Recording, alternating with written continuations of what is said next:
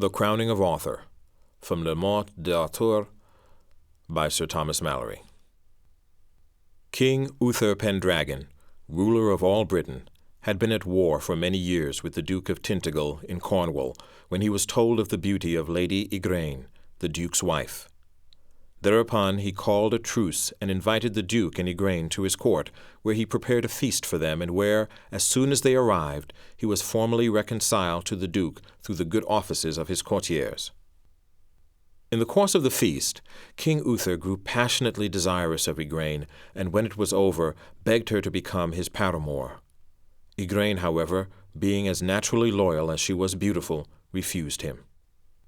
"I suppose," said Igraine to her husband, the Duke, when this had happened, "that the king arranged this truce only because he wanted to make me his mistress. I suggest that we leave at once, without warning, and ride overnight to our castle." The Duke agreed with her, and they left the court secretly. The king was enraged by Igraine's flight and summoned his privy council. They advised him to command the fugitives' return under threat of renewing the war. But when this was done, the Duke and Igraine defied his summons. He then warned them that they could expect to be dragged from their castle within 6 weeks. The Duke manned and provisioned his 2 strongest castles, Tintagel for Igraine, and Terrabil, which was useful for its many sally ports for himself. Soon King Uther arrived with a huge army and laid siege to Terrabil. But despite the ferocity of the fighting and the numerous casualties suffered by both sides, neither was able to gain a decisive victory. Still enraged, and now despairing, King Uther fell sick. His friend Sir Ulfius came to him and asked what the trouble was. "Igraine has broken my heart," the king replied, "and unless I can win her, I shall never recover." "Sire," said Sir Ulfius, "surely Merlin the prophet could find some means to help you. I will go in search of him." Sir Ulfius had not ridden far when he was accosted by a hideous beggar.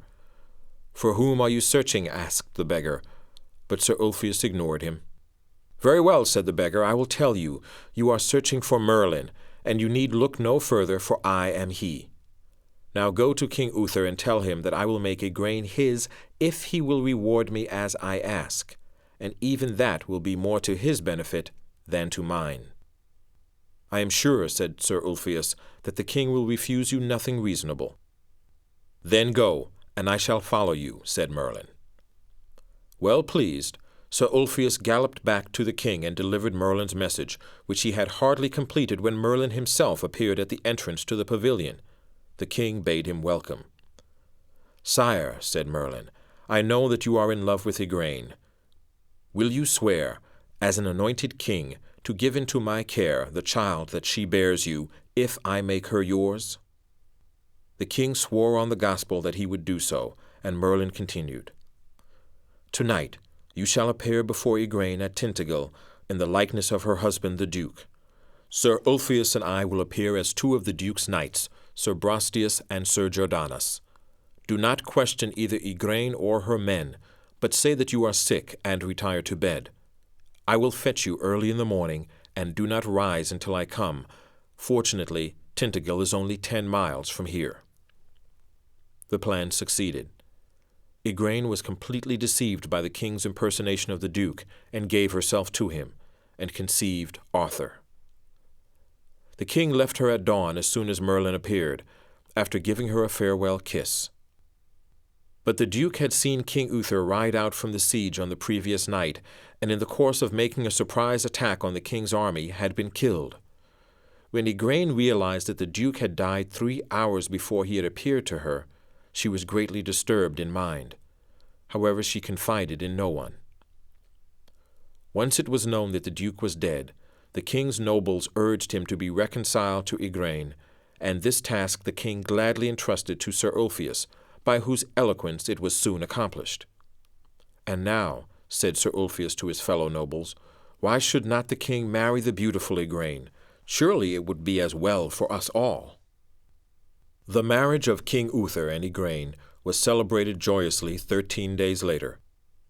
And then, at the king's request, Igraine's sisters were also married. Morgause, who later bore Sir Gawain, to King Lot of Lothian and Orkney. Elaine, to King Nanthres of Garlot. Igraine's daughter, Morgan le Fay, was put to school in a nunnery. In after years she was to become a witch, and to be married to King Uriens of Gore, and give birth to Sir Uwaine of the Fair Hands. A few months later it was seen that Igraine was with child, and one night as she lay in bed with King Uther, he asked her who the father might be. Igraine was greatly abashed. "Do not look so dismayed," said the king, "but tell me the truth, and I swear I shall love you the better for it." "The truth is," said Igraine, "that the night the Duke died, about 3 hours after his death, a man appeared in my castle, the exact image of the Duke. With him came 2 others who appeared to be Sir Brastias and Sir Jordanus. Naturally, I gave myself to this man as I would have to the Duke, and that night, I swear, this child was conceived." "Well spoken," said the king. "It was I who impersonated the Duke, so the child is mine." He then told Igraine the story of how Merlin had arranged it, and Igraine was overjoyed to discover that the father of her child was now her husband. Some time later, Merlin appeared before the king. "Sire," he said, "you know that you must provide for the upbringing of your child?" "I will do as you advise," the king replied. "That is good," said Merlin, "because it is my reward for having arranged your impersonation of the Duke. Your child is destined for glory, and I want him brought to me for his baptism. I shall then give him into the care of foster parents who can be trusted not to reveal his identity before the proper time. Sir Ector would be suitable. He is extremely loyal, owns good estates, and his wife has just borne him a child. She could give her child into the care of another woman, and herself look after yours." Sir Ector was summoned and gladly agreed to the king's request, who then rewarded him handsomely. When the child was born, he was at once wrapped in a gold cloth and taken by 2 knights and 2 ladies to Merlin, who stood waiting at the rear entrance to the castle in his beggar's disguise. Merlin took the child to a priest, who baptized him with the name of Arthur, and thence to Sir Ector, whose wife fed him at her breast. 2 years later, King Uther fell sick, and his enemies once more overran his kingdom, inflicting heavy losses on him as they advanced. Merlin prophesied that they could be checked only by the presence of the king himself on the battlefield, and suggested that he should be conveyed there on a horse litter.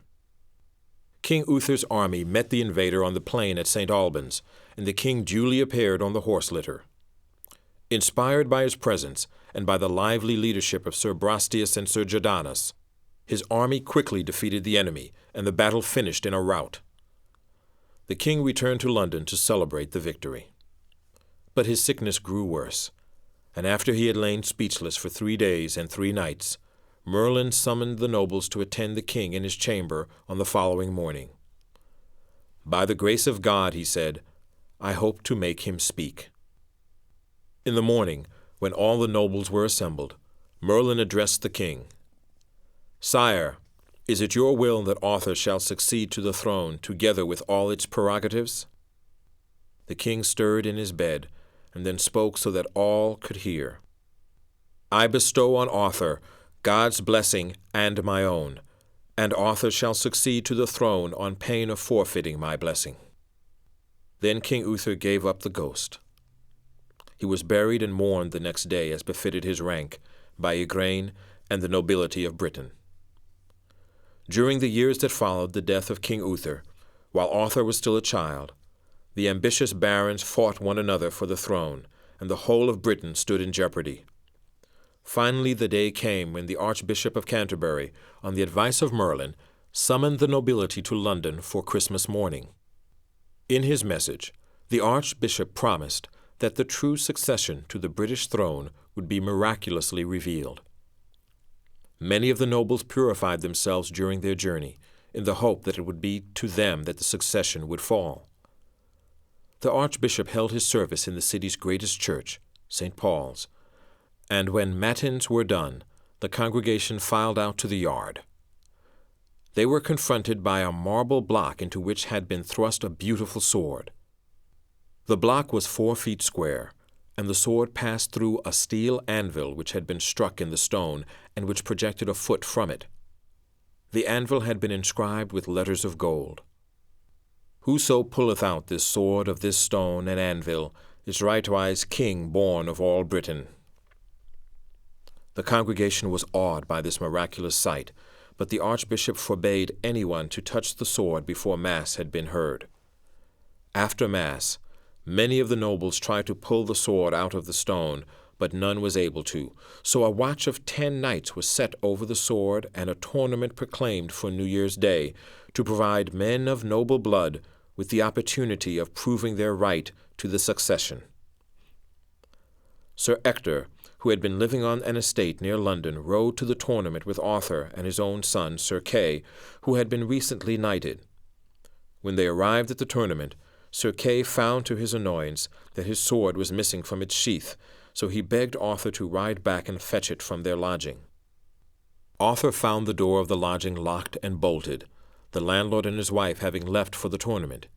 In order not to disappoint his brother, he rode on to St. Paul's, determined to get for him the sword which was lodged in the stone. The yard was empty, the guard also having slipped off to see the tournament, so Arthur strode up to the sword, and without troubling to read the inscription, tugged it free. He then rode straight back to Sir Kay and presented him with it. Sir Kay recognized the sword, and taking it to Sir Ector, said, "Father, the succession falls to me, for I have here the sword that was lodged in the stone." But Sir Ector insisted that they should all ride to the churchyard, and once there bound Sir Kay by oath to tell how he had come by the sword. Sir Kay then admitted that Arthur had given it to him. Sir Ector turned to Arthur and said, "Was the sword not guarded?" "It was not," Arthur replied. "Would you please thrust it into the stone again?" said Sir Ector. Arthur did so, and first Sir Ector and then Sir Kay tried to remove it, but both were unable to. Then Arthur, for the second time, pulled it out. Sir Ector and Sir Kay both knelt before him. "Why," said Arthur, "do you both kneel before me?" "My lord," Sir Ector replied, "there is only one man living who can draw the sword from the stone, and he is the true-born King of Britain." Sir Ector then told Arthur the story of his birth and upbringing. "My dear father," said Arthur, "for so I shall always think of you, if, as you say, I am to be king, please know that any request you have to make is already granted." Sir Ector asked that Sir Kay should be made royal seneschal, and Arthur declared that while they both lived, it should be so. Then the three of them visited the archbishop and told him what had taken place. All those dukes and barons with ambitions to rule were present at the tournament on New Year's Day. But when all of them had failed and Arthur alone had succeeded in drawing the sword from the stone, they protested against one so young and of ignoble blood succeeding to the throne. The secret of Arthur's birth was known only to a few of the nobles surviving from the days of King Uther. The archbishop urged them to make Arthur's cause their own, but their support proved ineffective. The tournament was repeated at Candlemas and at Easter, and with the same outcome as before. Finally, at Pentecost, when once more Arthur alone had been able to remove the sword, the commoners arose with a tumultuous cry and demanded that Arthur should at once be made king. The nobles, knowing in their hearts that the commoners were right, all knelt before Arthur and begged forgiveness for having delayed his succession for so long. Arthur forgave them, and then, offering his sword at the high altar, was dubbed first knight of the realm. The coronation took place a few days later, when Arthur swore to rule justly, and the nobles swore him their allegiance.